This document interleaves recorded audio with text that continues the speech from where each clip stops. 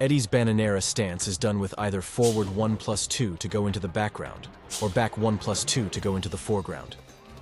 Whilst in stance, you can tap forward to go forwards, and up or down to transition left or right into Negativa stance. From stance, you have Bananera 1, which is a +5 on block mid that leaves you in Negativa. It also does chip damage. On hit, it's a very solid +8, and your opponent recovers crouching. And on counter hit, you get a chunky 44 damage with a guaranteed Negativa 3+4. Next is Bananera 2-3, which gives you a level of Mandinga, which we'll talk about later. It's -13 on block, but you can cancel the second hit into Bananera again by holding forward. Due to the cancel, the string is kind of hit confirmable, as you can cancel when you see it's blocked. Although you have mental frames, the cancel is -8 on hit and -25 on block. Bananera 3-3-3 is a mid-high-high string. That honestly doesn't do much. The first hit is functionally the same as Bananera 2, but is 1 frame worse on hit. Every hit is safe on block, but the second 2 hits are high, so I don't recommend using this in neutral. Probably his best move from stance, without any Mandinga power-ups, is Bananera 4-2. It's I-12 frames and a counter hit launcher. Although it's -13 on block, you can do just the first hit and stay in stance. The first hit on counter hit won't launch, but you'll get a guaranteed Bananera 1. Although you're -3 on block, most of your options will crush jabs. If they start down jabbing, you can armor or use Bananera 3 to crush it. I guess it does have a use after all.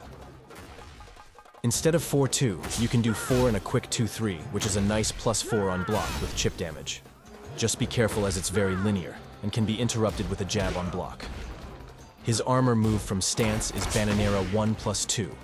It's -12 on block, unless you armor through something, where it's -9 and does chip damage. Eddie also has a backswing blow, which is Bananera back 3. It's also -12, but is a counter hit launcher.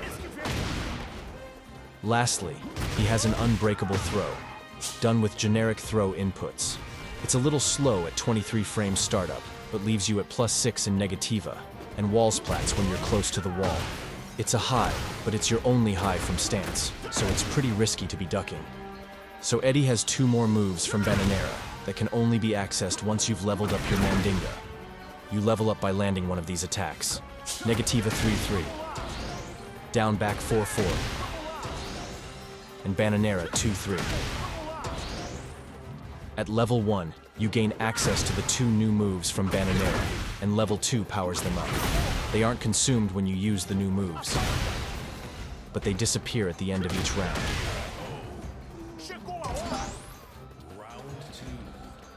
The first move you gain access to is Bananera back 4, which is a chunky low-crushing mid that's +8 on hit and +6 on block with chip damage. You can choose to go into Negativa by holding down afterwards. At level 2, it becomes a knockdown on hit and stays at +6 on block. The next move is Bananera 3+4. This is the only low you have from Bananera. At level 1, it does 28 damage and you're left at +4. On block, it's -13. At level 2, it knocks down and does 35 damage. It's still -13 on block. So there's a lot of options, but to know which ones we should use, we need to figure out what situations we'll go into stance in.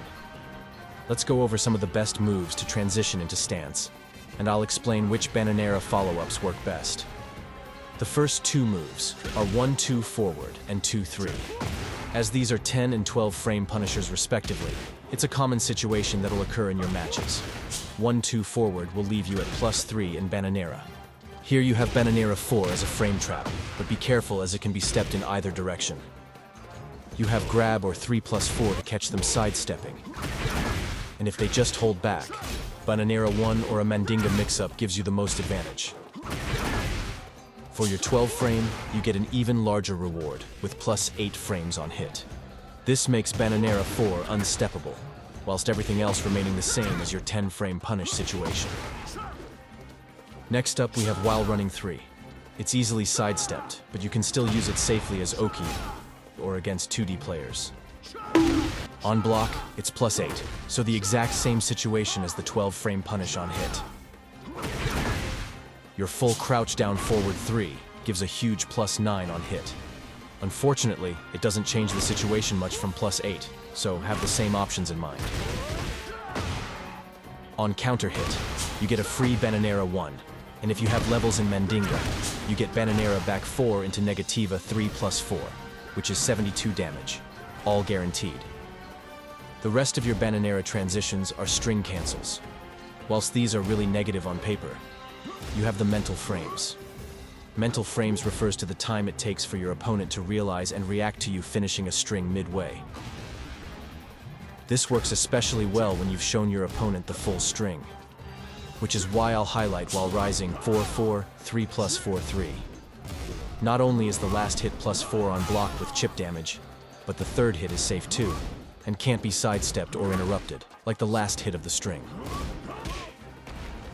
So we have a lot of information here, but what is the simplest way to counter Bananera's stance? Well, the first thing is, you need to check if the Eddy is checking you with Bananera 4. If he is, you'll need to respect it when he's plus frames. If he's not, sidestepping will be your highest percentage play. If he has levels in Mandinga, you can jab to interrupt his Mandinga mix-up in every situation. Just be careful as he still has Bananera 4 to frame trap you. Lastly, at the wall, the grab becomes a real threat, so be prepared. I hope you guys learned a thing or two, and if you have any strats of your own, let us know in the comments. And as always, thanks for watching.